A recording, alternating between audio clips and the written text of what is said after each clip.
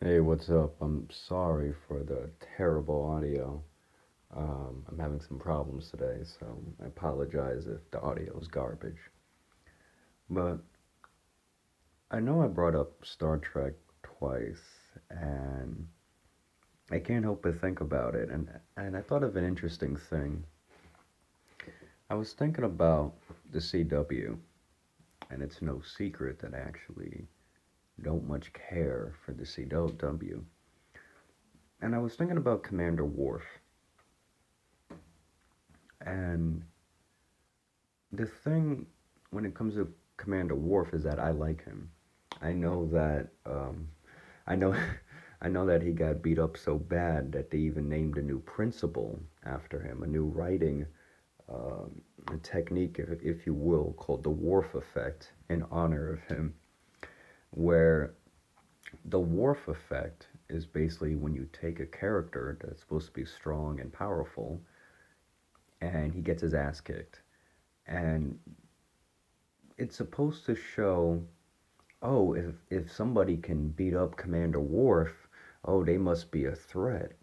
It's kind of like if they brought in Batman and then Bane just wipes the floor with him. He just like, because Bane is the known as the one that broke the bat, he broke his spine. You saw that in the movie, but also in the comics, because he was, in essence, the first one to achieve it. That's why it's a thing like, oh, Bane, the man who broke the bat. It's a big deal. Or it's like if Superman gets beat up into submission, kind of like with Doomsday. Like, oh my god, if Doomsday can beat the crap out of Superman, oh, this is really serious. So that's kind of like the warp effect where you're trying to show the strength of another individual or group against, a character that's supposed to be seen as powerful. That's just a quick version. It might not be word for word what the description says, but that's basically it. You're basically trying to show that off. And I like Worf because he's an interesting character. And I guess before I start with Worf, I should start with the CW. I actually hate the CW. And it sounds kind of, I guess you could say childish, like, oh, you hate a corporation. But it's not really that. I hate its philosophy. It doesn't do a lot in the way of writing or storytelling, but I understand not every single show has to be the same. There's cooking shows, there's shows that talk about sports, might even show sports. There are shows like How It's Made, and they show you the tennis ball, how it's made, and they talk about that, where you're supposed to learn something. And educational shows like camping or hunting, or children's shows like SpongeBob and cartoons and all these other things. I know there's networks and companies that specialize in certain things. And I remember, just as a super quick thing before I get distracted, there was a time when Cartoon Network was trying to compete with Nickelodeon and even Disney when it came to live action shows. And that was kind of like the dark era. They had Destroy, Build, Destroy.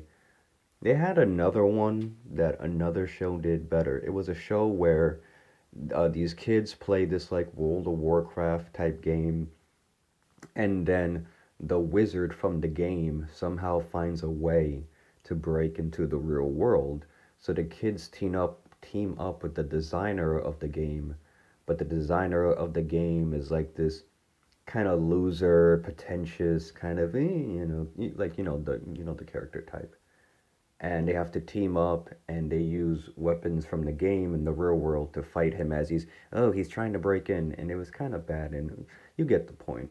There are other shows later on and at the time that did that concept better, but they quickly went away with live action stuff because their ratings were really low, and because of that, a lot of other good animated shows suffered. But what's this got to do with the CW?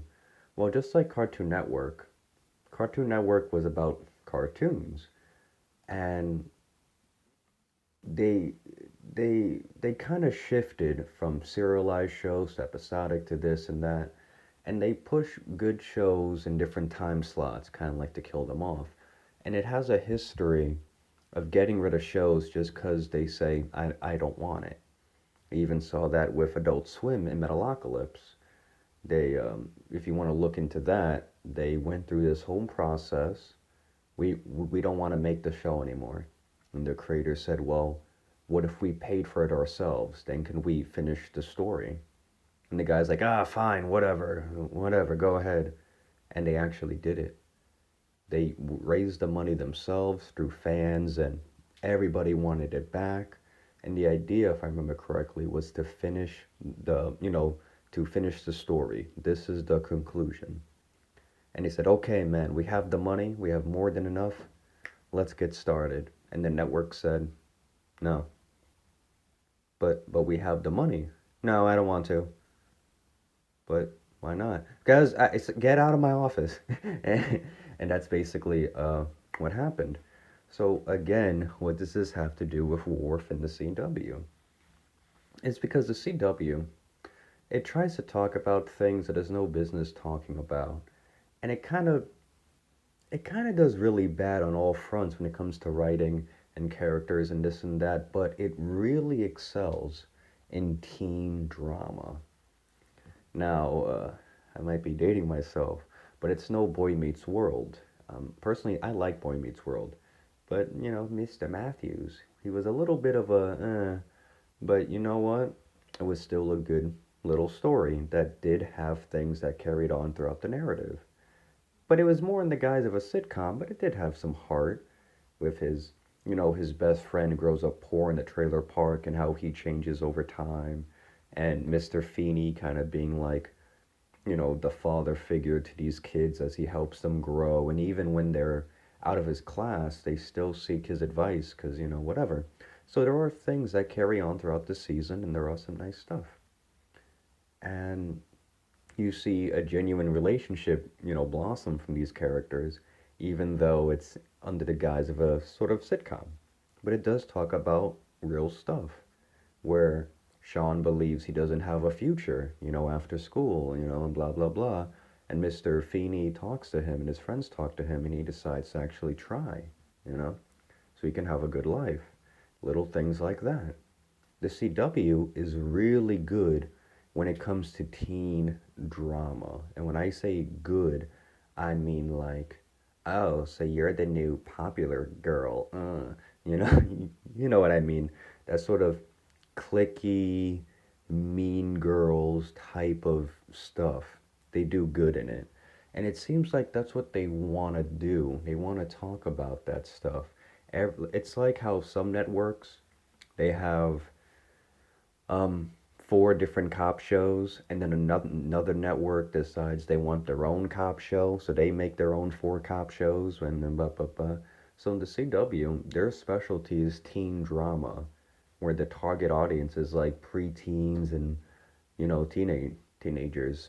Because it seems it wants to talk about stuff from that sort of level of understanding. Um, and it also, when it tries to handle more serious subject matter, not saying that your whole show has to be dark and brooding, but when it talks about something that might take more than 10 seconds to explain, they fumble the ball every time because they're not equipped to talk about certain issues. And it's really bad. It's like with Supergirl. I don't like Supergirl, not because it's Supergirl, but because the writing's really, really bad.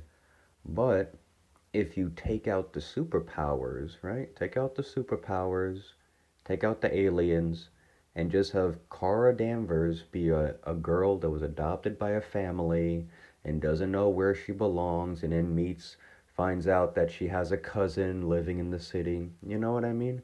That's kind of the blueprints of a young teen drama. Kara Danvers is weird. She's not like the other girls. And now she tries her best at work, but she just can't seem to find the right balance. And then her cousin Clark is this big shot reporter or something, and he's making it work, but she just can't seem to. And then she has her pseudo gay best friend who isn't gay, but he might as well be because he really tries to go after Kara romantically, and she basically treats him like, ah, you're so cute, you know what I mean? And e- even when they talk about things, it's like, oh, Kara has a new boyfriend, but the boyfriend is kind of a jerk. And ooh, does he have ties to this other group? If you take out the alien warship, and instead of Daxamites, he could be part of a gang. And now he's like, oh, do I rejoin the gang? Or do I stay with my girl? You know what I mean? You could easily reshape it to be a young drama about a girl who's adopted by a family, given the best chance at life because, her family are really smart scientists, and tries to make it work in the city while asking her friends for advice, but then falls in love with a boy. And then the boy belongs to a gang, but he left the gang and now he has to join back up with the gang for family reasons. You could easily twist that to a young adult thing, and that's what the CW likes to do. But if you want it to be more entertaining, and I don't know, I don't know, man. But that's the thing. No, no, what's this whole thing have to do with war? Which because I could talk about, I could talk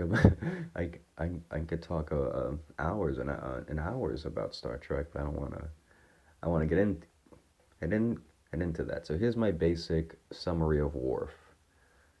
Worf is a character who is somebody who's always been pulled in two different directions. Worf is a Klingon, the only one to join Starfleet, and that's because his family was killed on Kittimer in an attack. He was adopted by a Starfleet family and raised with them and raised on Earth. And throughout his childhood, that's how he was, and he even enlisted in Starfleet. Now, his whole thing, that kind of comes back now and again, is that he is a Klingon that was raised among humans, and even though he received love and understanding and has been accepted as part of the crew, he still feels drawn between these two worlds. And he even says multiple times that his heart is Klingon, and he longs to be with his people and be accepted by them and be recognized by them. And the thing with Worf is that he does adopt human traits, and other Klingons talk about that. And it's obvious that it's even mentioned, but they don't even have to mention it because it's obvious that he's been so secluded from his own people that other Klingons comment on his behavior. Because Worf, what he learned about his people, he learned through research, through dedication. There's even an offhand thing when Worf's human family comes to visit him on the Enterprise, and when they ask about his childhood, she says, "Oh no, like when he was growing up, we had to cook Klingon food, where his adopted mother had to learn how to cook the blood pie and all these other Klingon dishes because he refused to eat human food. And it could be kind of cute, but also, but also, but also he kind of worships his people, or at least the idea of them. These great warriors, and he does have those needs and those instincts, and that call to glory and honor, and he worships his people. He knows every law, every custom, every tradition, and he follows it to the letter. And in a later in later seasons in a different series, another character comments that he is a paragon of Klingon virtue and honor and stuff, where he is the most honorable man they've ever known, and think about that. He is the paragon of what a Klingon is. Honorable, traditional. His feelings, his passion for his people, such and such. His dedication to duty and honor and loyalty. He's, by definition, should be the perfect Klingon. And yet he's kind of torn between these two worlds, where sometimes his loyalty is even called into question. Where during, I think it was during a civil war between Duras and Gowron. Yeah, yeah. There was a war brewing, and he decided, to help Gowron to restore his family name. And then Captain Picard, he tries to help him, but then says, "I can do no more." Later on, when Picard basically says, "Okay, it's come back to service, we're leaving," he decides to resign his commission and join his people and fight for Gowron and blah blah blah. And that was his decision, and the captain respects that. And then they have they have this little talk, and then when he goes to leave the ship, outside of his quarters are people standing there, ready to see him off. And is this corridor of people as they walk through to the transporter room, and it's very nice.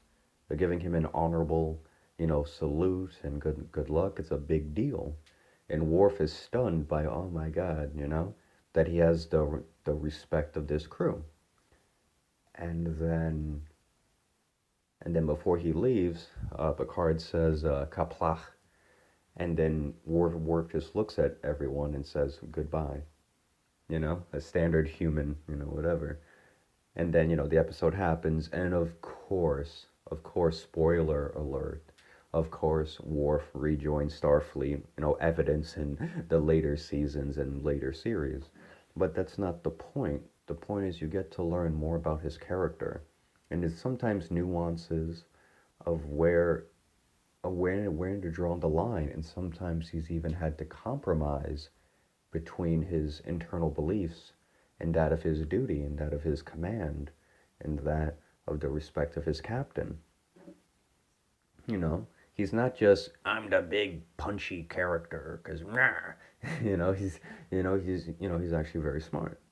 And it's with Worf that we do learn a lot more about the Klingon people and their nuances and their politics and stuff. Kind of a little bit like Quark. We get to learn the most about Ferengis when Quark was in the picture. Although to be fair, that was kind of a happy accident, because the story goes that the writers realized that the Ferengi sucked, that they weren't threatening in any way, that they tried to make them like this new threat where, yeah, there was some sort of commercial financial gain, but they tried to make them like fighters and, oh, we're gonna blow you up and stuff like. And so they course corrected and made the Ferengi basically like super capitalism, you know. And I like that change. It made them more interesting, and when you learn more about them, you get to see into their world, which is very fascinating. The CW doesn't have that. The CW doesn't do interesting. The CW doesn't do fascinating. The CW doesn't do nuance. And I think that's the problem. I think I, I think the phrase that comes to mind is "stay in your lane." If your writers are really, really, really good at writing Mean Girls content, which I'm not saying is good or bad, there is a need for that. There is a hole to fill in the market for Mean Girls content and Sex in the City and stuff like that, which is a show that people might not know. Then yes, watch it. Watch it.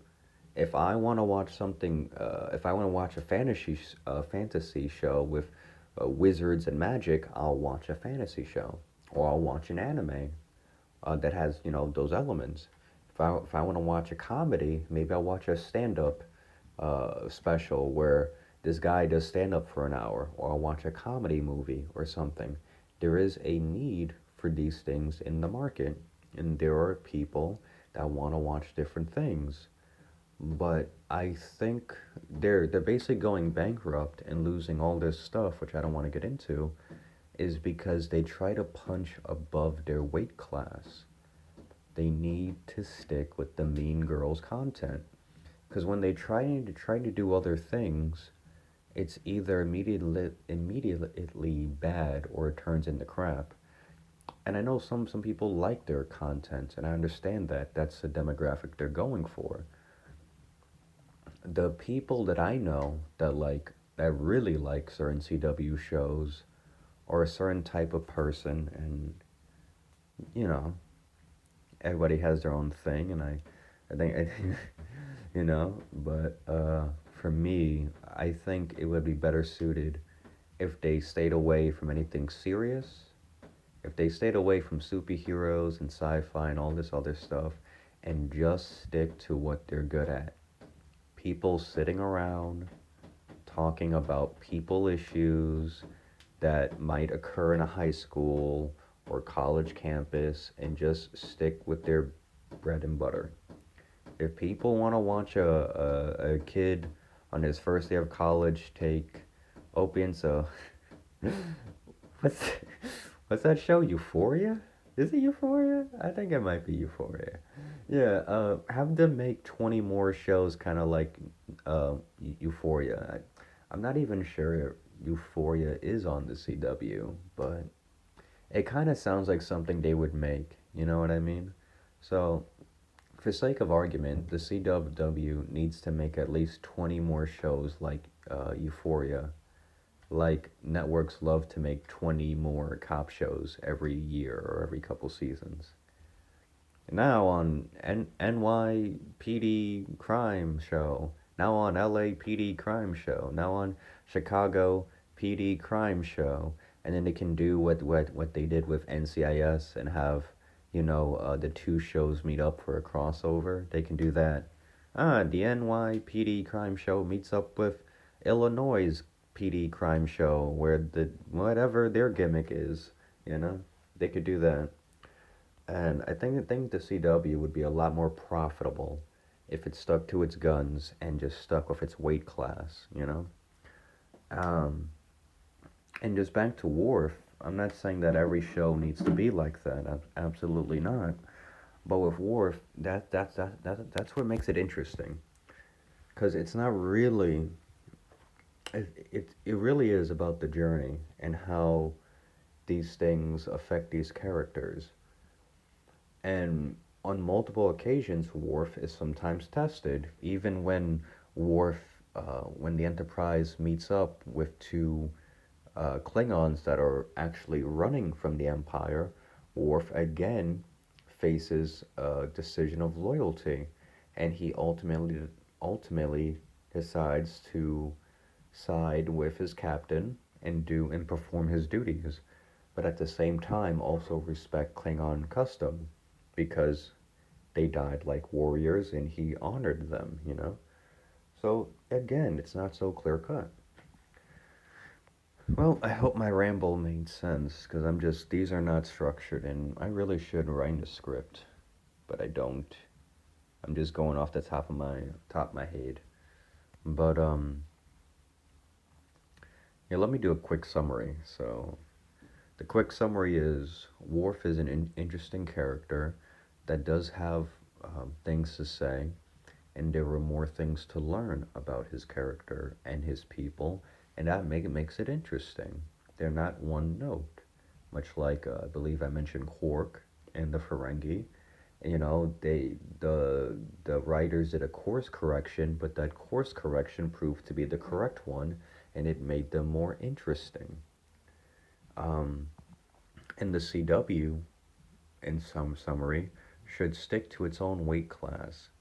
Make Mean Girls, make Euphoria, make them as many times as you want, but when they try to talk about more serious stuff, or try to go, as I said, punch above their weight class, they kind of fail because they're still using the formula of a high school drama, but they're trying to tackle something more meaningful that they're not equipped to handle.